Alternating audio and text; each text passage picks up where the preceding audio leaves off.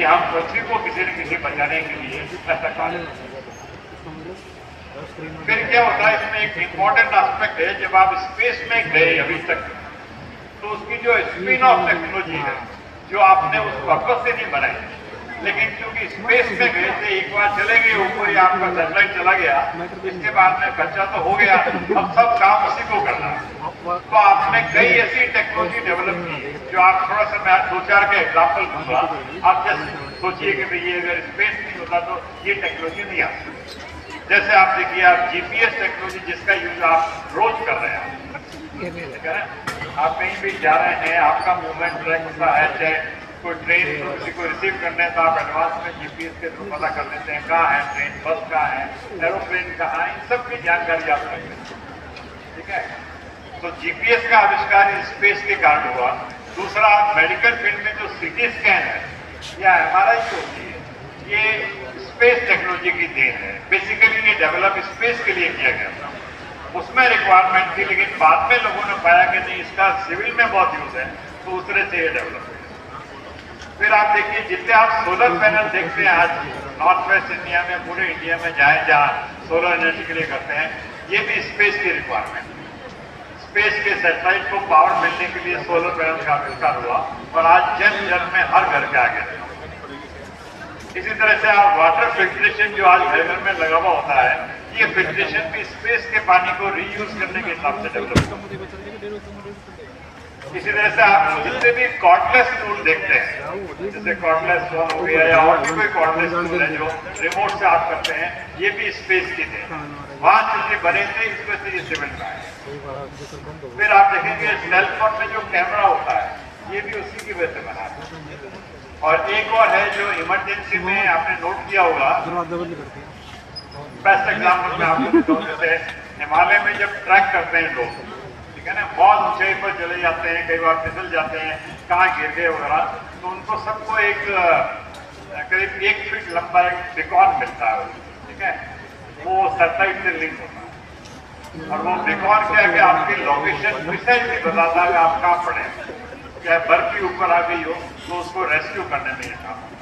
तो ये टेक्नोलॉजी बनी किसी पर्पज से थी, लेकिन इसको यूज है वो आज सिविल में होगा।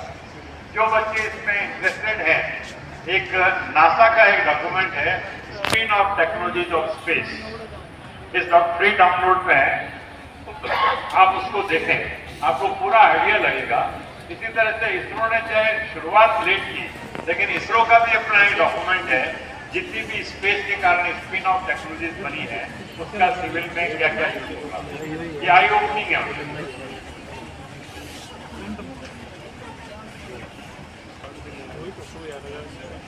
ना इस ब्रीफ इंट्रोडक्शन के बाद में मैं अब थोड़ा स्पेस की टेक्नोलॉजी के बारे में बताता हूँ।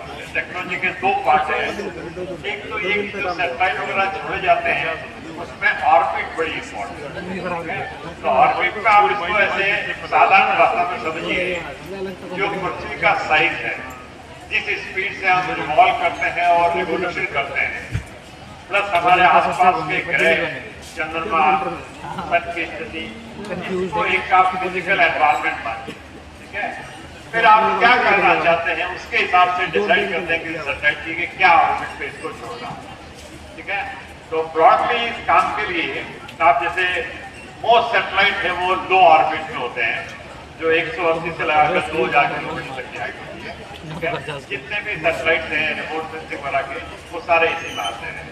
और सबसे लोएस्ट में आप जैसे जानते हैं इंटरनेशनल जो स्पेस स्टेशन है वो है, तो वो क्या कि कई तरह के ऑब्जर्वेशन एक्सपेरिमेंट कर रहा है और उसका ह्यूमैनिटी को काफी फायदा होता है।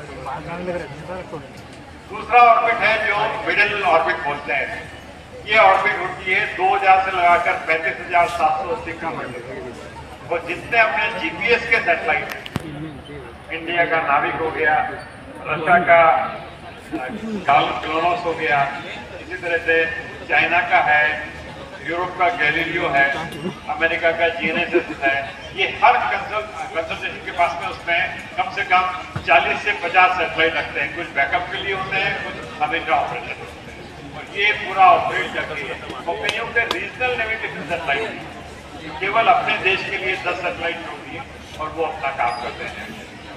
ये बड़ी भी उसमें काम है। तू कह रहा था जो बंद हो तीसरी जो ऑर्बिट है वो है जियो सिंक्रोनस ऑर्बिट, जो 36,800 किलोमीटर के बाद, ठीक है, रफली आप कह सकते हैं पूरा 36,885 किलोमीटर पे। इसका जियो स्पेसिंग का मतलब क्या हुआ कि वो सैटेलाइट जो पर सेकंड 3.7 किलोमीटर बढ़ता रहे पृथ्वी की स्पीड के साथ, तब जाके वो स्टेशनरी रहेगा। और जिस पर्पज से आपने छोड़ा कि हमें इंडिया में तो हमेशा आएगा, ठीक है ना। तो ये सारा खेल गति का है, ठीक है। मैंने जो आपको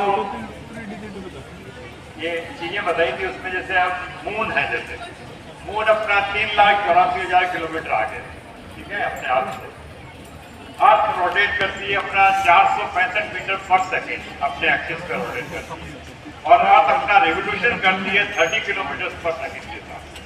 तो इतना ये फास्ट मूविंग ऑब्जेक्ट है। मेरा इसका बताने का ऑब्जेक्टिव क्या है, जो आप स्पेस में टेक्नोलॉजी डेवलप करेंगे उसका ऑब्जर्वेशन